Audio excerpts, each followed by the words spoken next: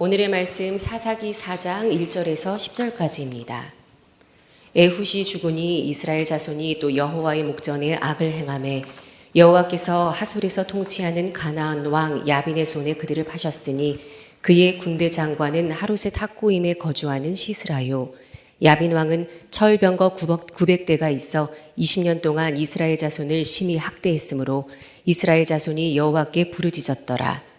그때 라피두세 아내 여선지자 드보라가 이스라엘의 사사가 되었는데 그는 에브라임 산지 라마와 베델 사이 드보라의 종려나무 아래에 거주하였고 이스라엘 자손은 그에게 나아가 재판을 받더라.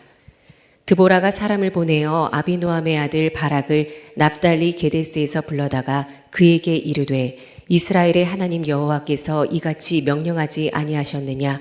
너는 납달리 자손과 스불론 자손 10,000명을 거느리고 다볼산으로 가라. 내가 야빈의 군대 장관 시스라와 그의 병거들과 그의 무리를 기손강으로 이끌어 네게 이르게 하고 그를 네 손에 넘겨주리라 하셨느니라.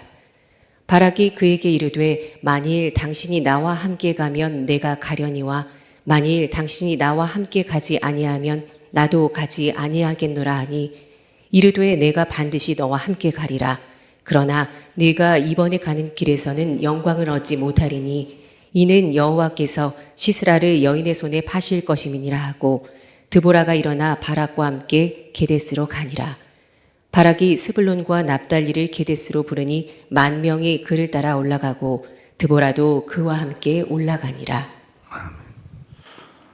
사사기에 반복되는 사건이지요.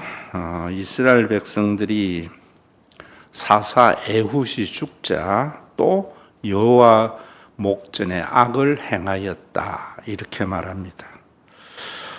그래서 하나님께서 가나안 왕 야빈과 그의 군대 장관 시스라를 손에 팔았다. 이스라엘 백성들을 18년 동안 그들이 20년 동안 그들이 학대를 당하자 하나님께 부르짖었다.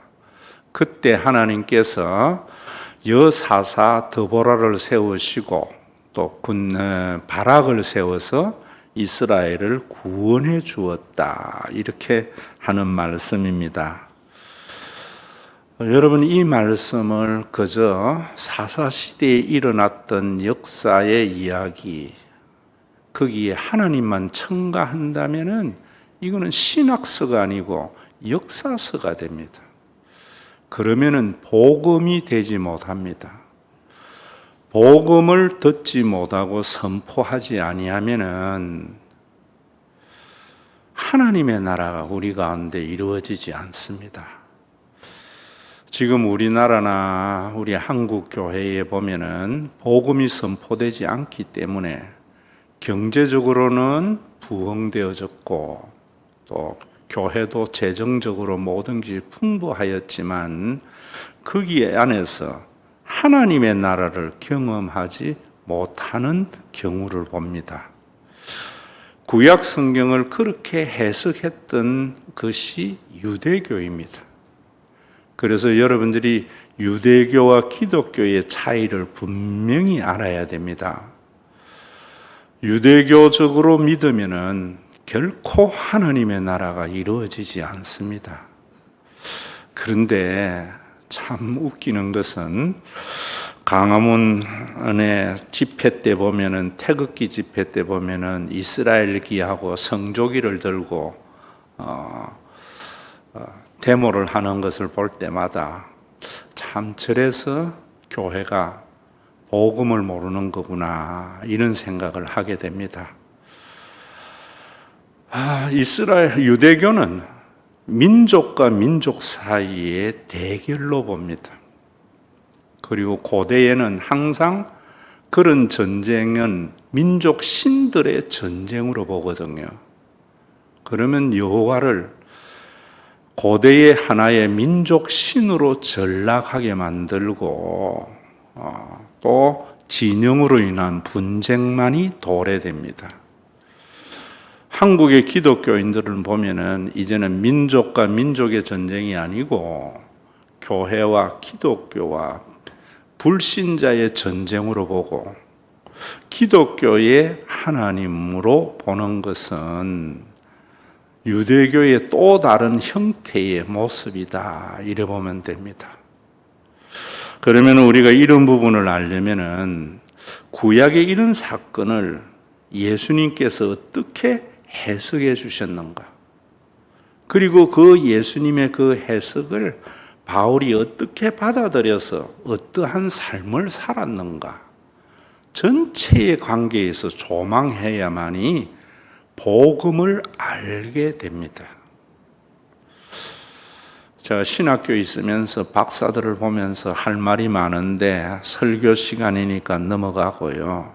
그러면 목사님, 뭐란 말입니까? 복음은 이럴 때에 여호와의 목전에 악을 행하였다 하는데 이 악이 뭔가에 대한 이해가 있어야 됩니다.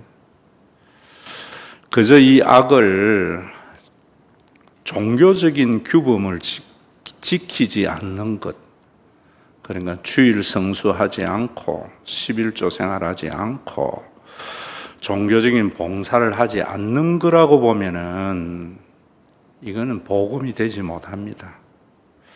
그런 규범으로 성도들을 가스라이팅 하면은 교회는 잘 됩니다. 그러나 하나님의 나라를 경험할 수는 없습니다. 또 그렇다고 해서 이것을 종교적인 악이 아니고 윤리적인 악으로 보면은 설교는 인문학이 되어져 버립니다. 우리 이런 부분을 알려면은 복음적인 관점, 예수님의 관점에서 이걸 봐야 되는데 그 말이 뭔가? 예수님은 이런 부분에 대해서 그렇게 말씀합니다.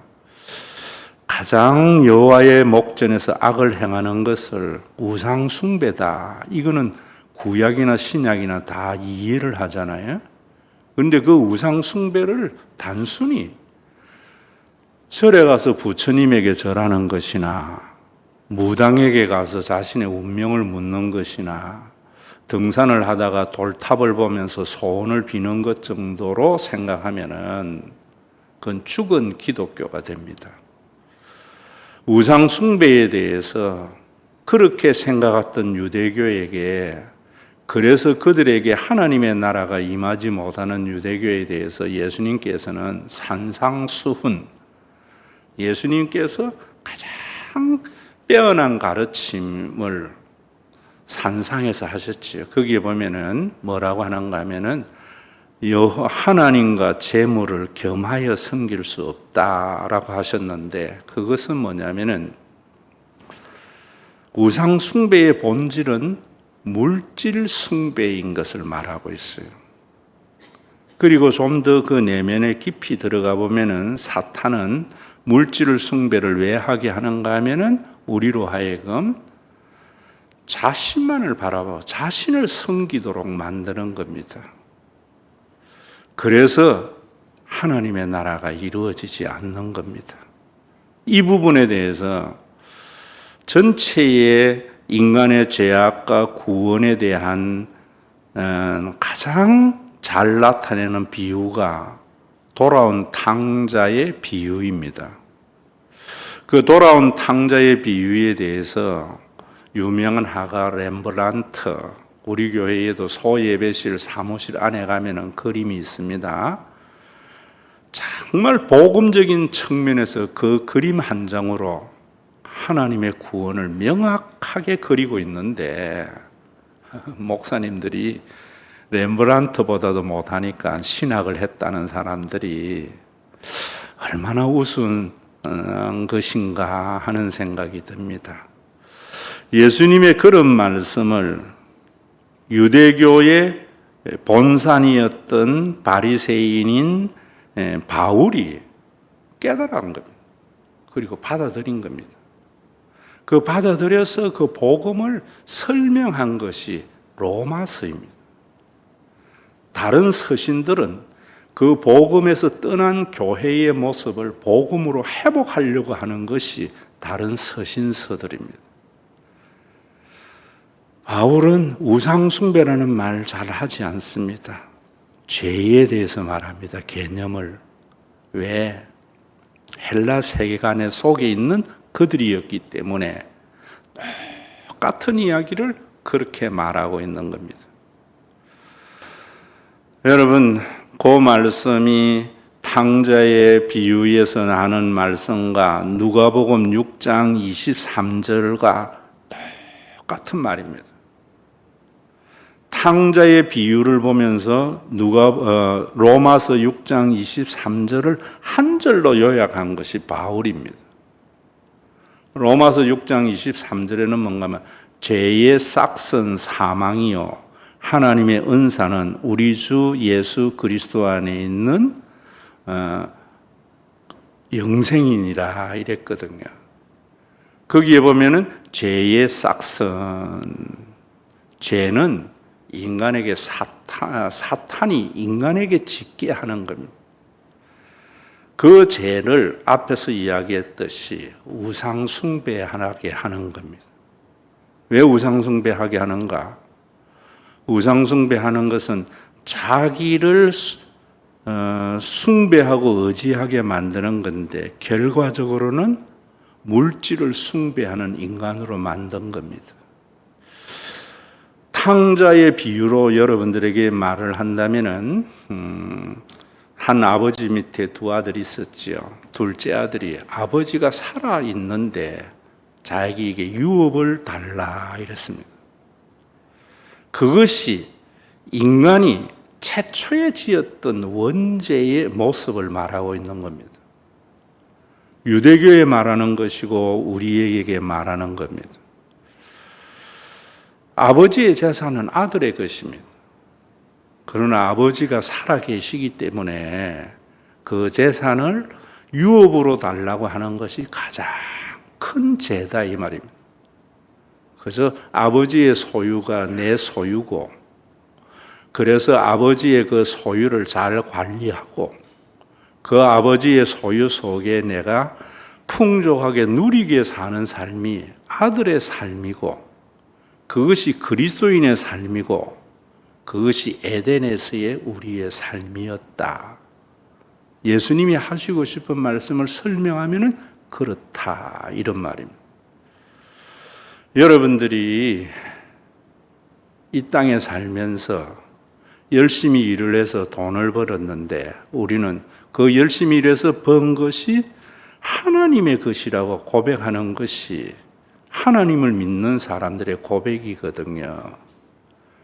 그래서 우리는 그것을 잘 관리한다. 관리한다는 것은 자본주의적으로 잘 굴려서 돈을 많이 만든다 이런 말이 아닙니다. 얻은 소득을 잘 소비하며 산다. 그래서 이런 사람들의 삶은 복음이 되려면 여러분들에게 그 복음을 삶으로 설명하려면 제가 그러잖아요. 가지고 있는 게 내 돈이 아니고 쓴 만큼만 내 돈이다. 굉장히 복음적인 가치관에서 여러분들에게 하는 말입니다. 여러분 그럴 때에도 막 쓰라는 말이 아닙니다. 잘 관리한다는 것은 무슨 말이냐면 내 수입에 걸맞는 소비를 말하는 겁니다. 내 수입이 한 달에 300만 원이면 300만 원에 걸맞는 삶을 살아야 되고요. 1000만 원이면 1000만 원에 걸맞는 삶을 사는 것이 하나님과의 관계가 제대로 된 의인의 삶이다. 신앙인의 삶이다. 이런 삶을 살지 못하기 때문에 유대교인 이스라엘에는 하나님의 나라가 이루어지지 아니었다.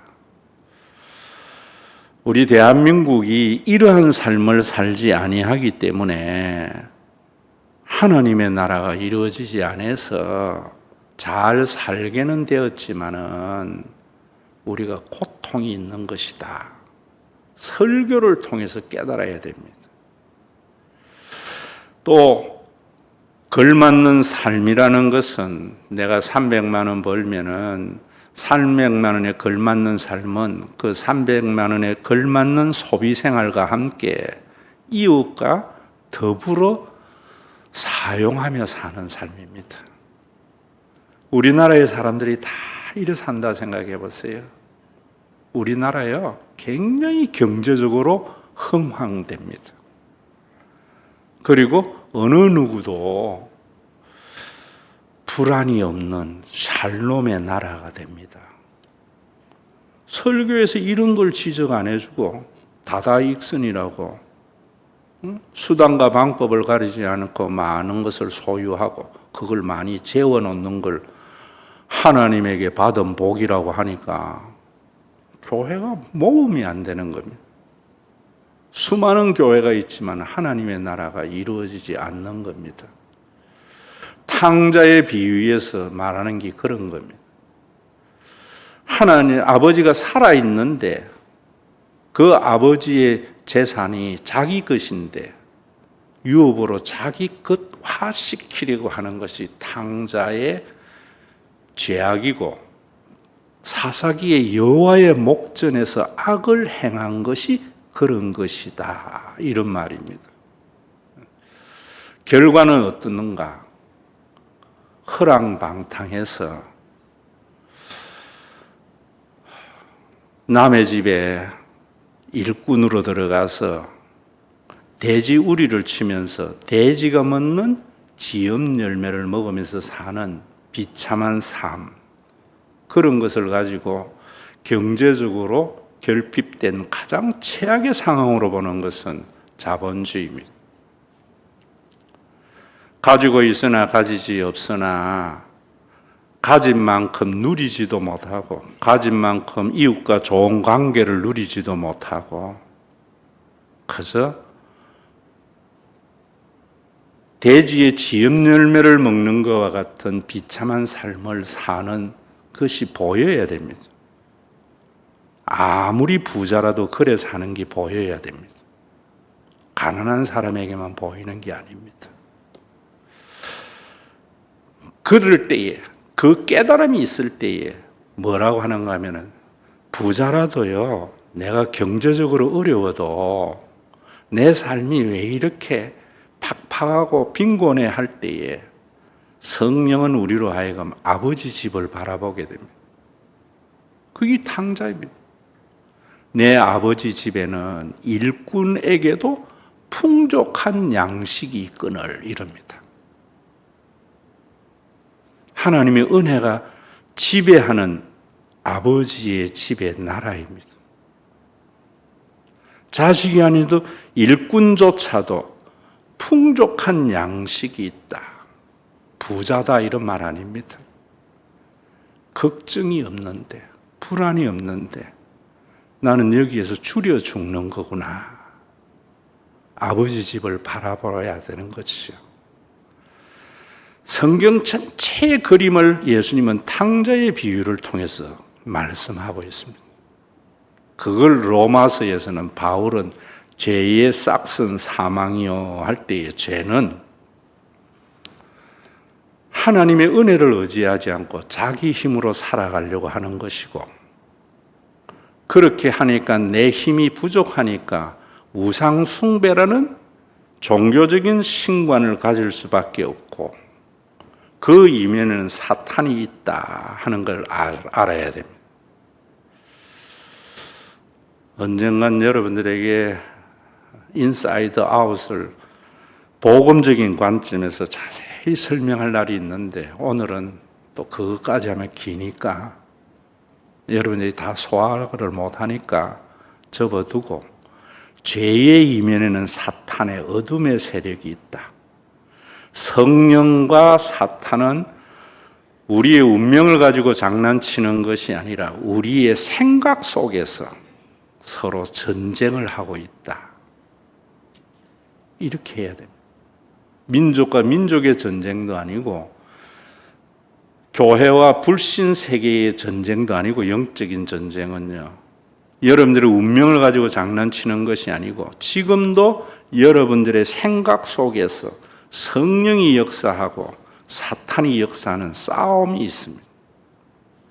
그 생각 속에 성령의 역사에 여러분들이 굴복하는 것이 사탄을 이기는 것이고, 사탄을 이길 때에 여러분들의 삶에는 많은 자유함이 있습니다. 가난해도 부자 안 부럽고요. 부자가 돼서도 가난한 사람 무시 안 하고. 여러분들의 삶에 많은 평안이 있습니다. 이런 영적인 싸움을 하지 아니하고 무당과 같은 영적인 싸움을 하는 한국 교회니까 구원이 나타나지 않는 겁니다. 교회가 아무리 커지고 기독교의 세력이 확장돼도 유대교와 똑같은 겁니다. 사단은 여러분들로 하여금 하나님의 은혜를 의지하지 않고 네 힘으로 살아라 하니까, 내 힘이 부족하니까 부처에게 가서 빌기도 해보고 하나님이라고 하는 신에게 가서 빌어보기도 하고 예수 신에게도 빌어보기도 하고, 그렇게 하면은 사탄의 일을 하는 건지도 모르고 그렇게 한다고요. 싹. 성경에는 많은 경제학적 용어가 동원됩니다. 일을 시켰으니까 사탄이 대가를 지불해야 되잖아요. 그 월급이 사망이라는 겁니다. 그런 사망도 제가 여러분들에게 바울 서신이나 모든 용어들은 예수 그리스도 안에 일어난 구원을 당대의 언어를 차용해서 설명하는 거다 했잖아요. 그래서 사전을 봐서 아는 게 아니다 했잖아요. 사망이라는 말은 분리되었다 이런 말입니다. 하나님과의 분리된 인간이 된 겁니다. 거기 탕자가 아버지의 품을 떠나서 먼 나라에 가서 자기의 재산을 소비하면서 사는 실존을 바울은 그렇게 간단한 용어로 설명한 겁니다. 사사기는 사사기만 봐도 안 되고 복음적인 측면에서 봐야 되고 복음서 측면에서 봐야 되고 또 바울 서신을 통해서 이 복음적인 측면에 대한 어떻게 설명하는가. 얼마나 여러분 설교가 아무나 해서 안 되는 거라고 제가 이야기하잖아요. 응? 이런 게 다 이해가 되어져야 여러분들이 이 복음을 믿을 때 참 자유롭고 평안이 넘치는 하나님의 나라를 경험하기를 시작하는 거거든요. 하나님과 분리되었다 하니까 하나님이 돌보지 아니하면 엉망진창된다. 하나님과 분리되지 않고 사탄의 영역에 속한 것이 오늘 가나안 야빈에 속하여 있는 이스라엘의 실존을 그렇게 말하고 있는 겁니다. 그러면 그런 것에 대한 정상이 뭐냐? 정상. 여러분들의 몸에 인플루엔자나 세균이 들어오면은 증상이 나오잖아요. 어떤 증상 나옵니까? 감기 인플루엔자가 들어왔는데 기침 나요. 배탈 세균이 들어왔는데 배탈이 나고 열이 나요. 그 증상을 보면서 내 안에 있는 균을 다스리는 게 영적인 싸움이거든요. 여러분들에게 심리적 파탄이라는 것은 내가 하나님과 분리된 자에게 나타나는 증상이라는 걸 알아야 돼요. 그걸 모르면은 여전히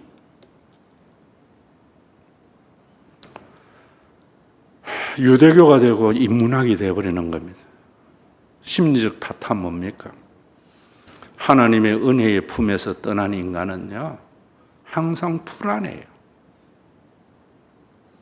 염려가 있어요. 근심이 있어요. 하나님을 신뢰하지 않는, 창조주 하나님, 구원의 하나님을 신뢰하지 않는 인간에게는 염려와 근심, 불안 이런 게 있어요. 또 소유로 인한 기쁨도 하나님과 분리된 인간에게 나타나는 증상 중에 하나예요. 여러분들이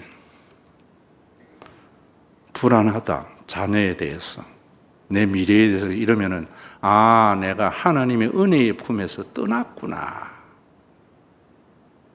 그걸 오늘 예배 때 와서 여러분들이 진단받는 거다 이 말입니다. 떠나면 어떻게 되는가? 심리적인 파탄이 오면 물질과의 관계가 파탄이 일어납니다. 물질과의 관계의 파탄이 뭡니까? 돈을 주인으로 섬기는 거죠. 그걸 예수님은 물질과 하나님을 겸하여 섬길 수 없다라는 말로 한마디로 이야기하고 있는 겁니다. 돈을 숭배하면은 자기가 번 것을 써도 못하고 모으기만 합니다. 돈을 숭상하면은 자기의 수입에 걸맞지 않는 소비를 하기를 시작합니다. 그런 게 다 돈의 노예의 삶입니다.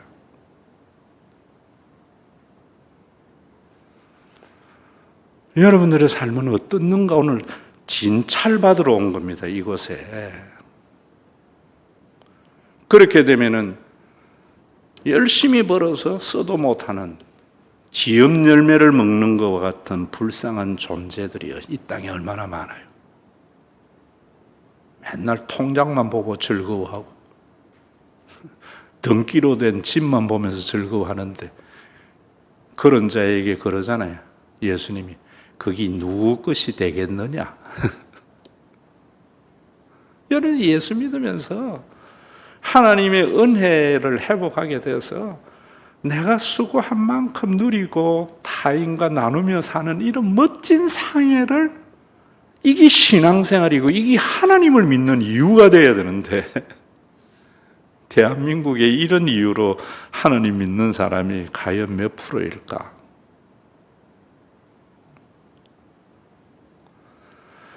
인간관계의 파탄이 일어납니다. 있는 사람에게는 비굴하고 없는 사람에게는 굴림하려고 하는 인간들이 있잖아요. 있는 사람에게 비굴한다고 해서 그가 나한테 10원 한 푼 줄 것도 아닌데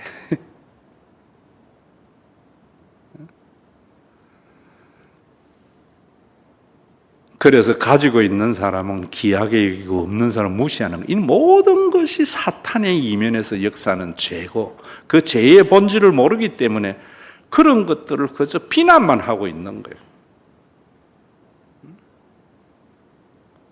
사람은요 서로 섬기려고 주신 좋은 관계예요.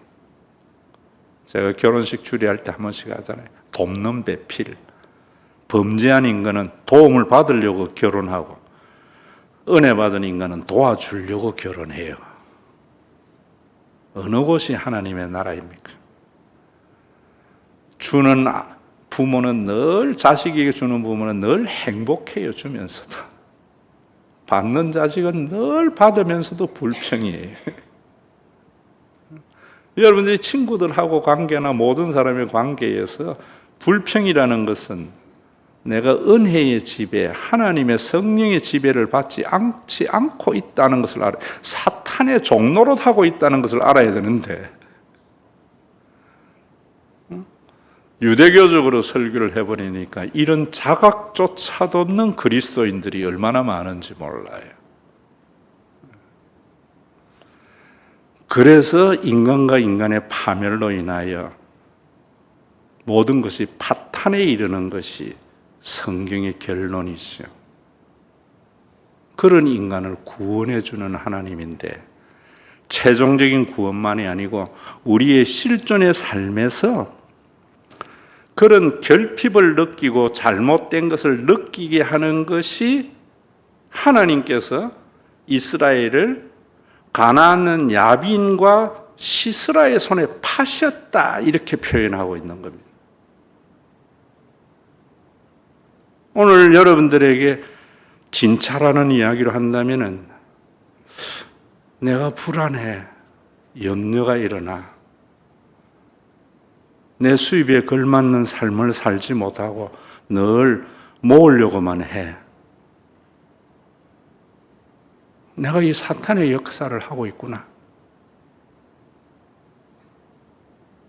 이거 그 삶이 얼마나 빈곤한 삶이고 얼마나 처참한 삶인가 하는 것을 깨달아야죠. 렘브란트의 돌아온 탕자의 그림에 보면은 아주 중요한 키가 하나 있습니다. 아버지와 탕자의 렘브란트는 빛의 그림을 그리잖아요. 조명을 주는데 그 탕자의 옆구리에 작은 단도가 하나 있습니다.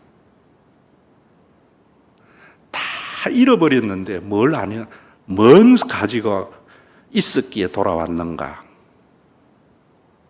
아들의 표시입니다. 여러분들이 살면서 늘 그렇게 사탄의 종로로 다니면서 사는데 한 가지,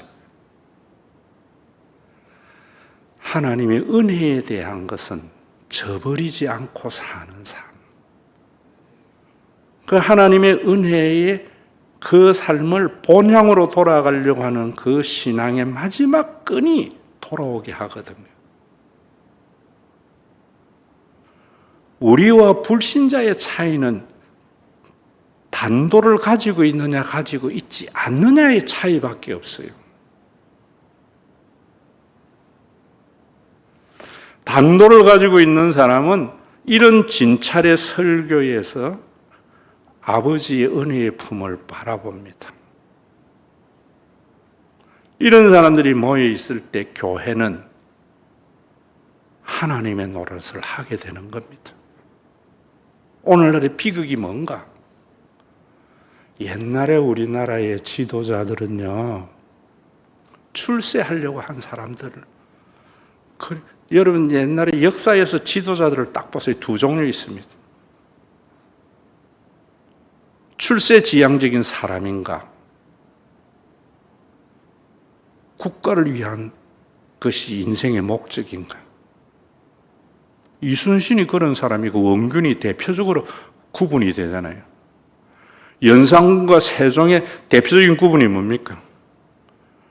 연산군은 주어진 권력을 가지고 자기만을 누리려고 하는 사람이고, 세종은 그 권력을 가지고 어린 백성, 어리석은 백성들의 고통을 헤아려 준 사람이잖아요. 성경도 마찬가지고요. 다 봐야 됩니다.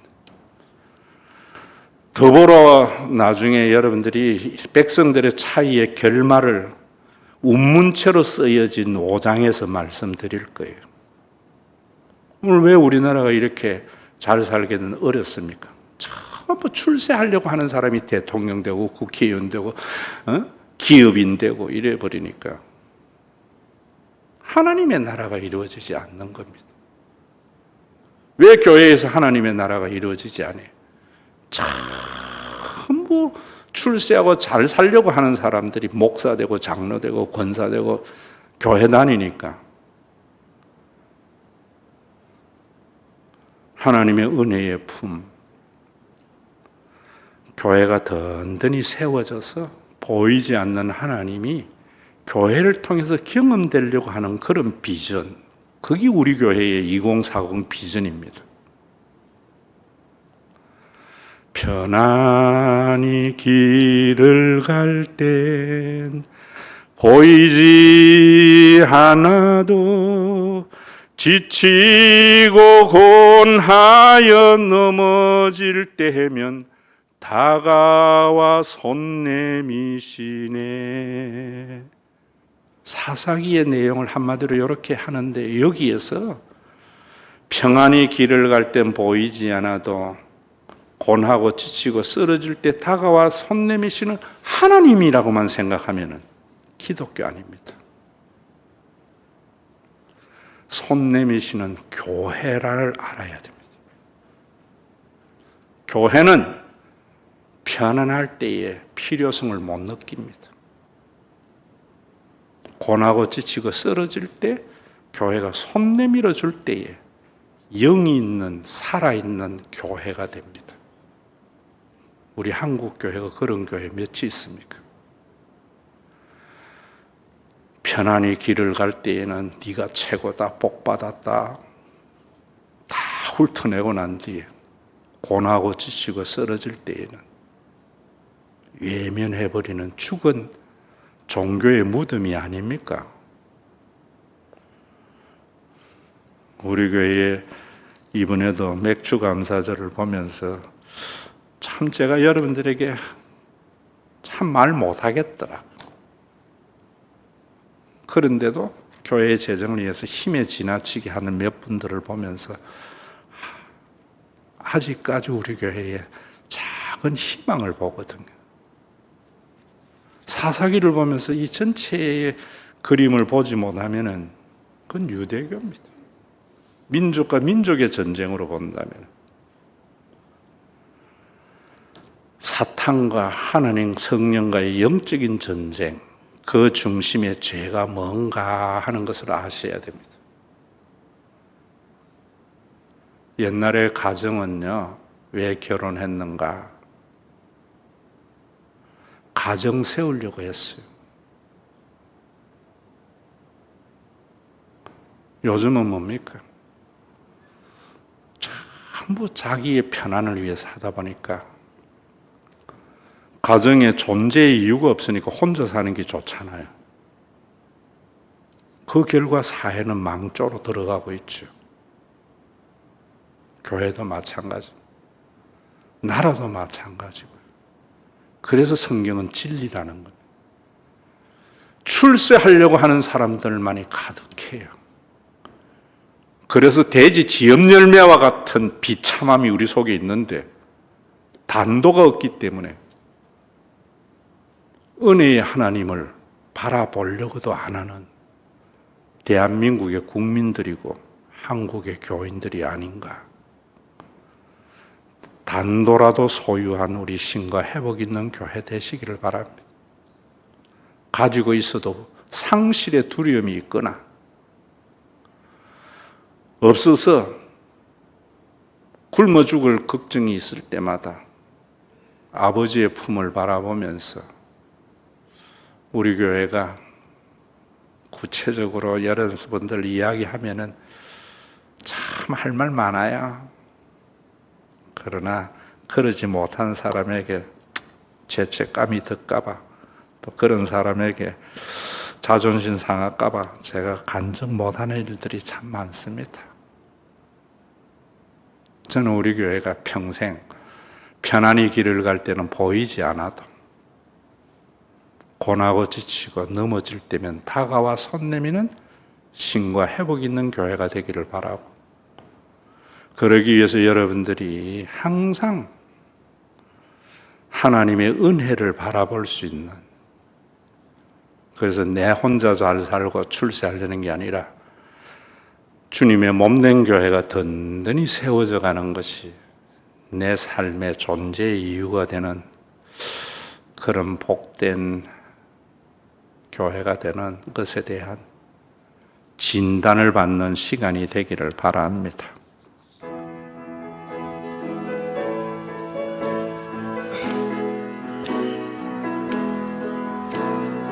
나의 등 뒤에서 나를 도우시는 주, 나의 인생 길에서 지치고 고나여 매일 서로 주저앉고 싶을 때 나를 밀어주시네. 일어나 내가 새 힘을 주리니 일어나 걸어라 내 너를 도우리. 나의 등 뒤에서 나를 도우시는 주, 편안히 길을 갈 때 보이지 않아도 지치고 곤하여 넘어질 때면 다가와 손 내미시네. 일어나 걸어라 내가 새 힘을 주리니 일어나 걸어라 내 너를 도우리. 위에서 나를 도우시는 주 때때로 기도하보면 여전히 계신 주 잔잔히 서로 바라보시며 나를 재촉하시네. 일어나 걸어라 내가 새 힘을 주리니. 일어나 걸어라 내 너를 도우리. 우리 주 예수 그리스도의 은혜와 아버지 하나님의 사랑하심과 성령님의 감동하심이 편안히 길을 갈 땐 보이지 않아도 지치고 고나여 넘어질 때 은혜의 하나님을 바라보는 허리에 단도를 차고 있는 믿음의 권속들과 편안히 길을 갈 땐 보이지 않지만 지치고 고나여 넘어질 때면은 다가와 손 내미시는 신과 회복 있는 교회 위에 먹고 사는 일을 벗어버리는 온전한 하나님의 나라가 이루어지는 주님이 다시 오시는 그날, 언제인지는 모르지만 내 코에서 마지막 호흡이 끝나는 그날까지 함께 있을지어다.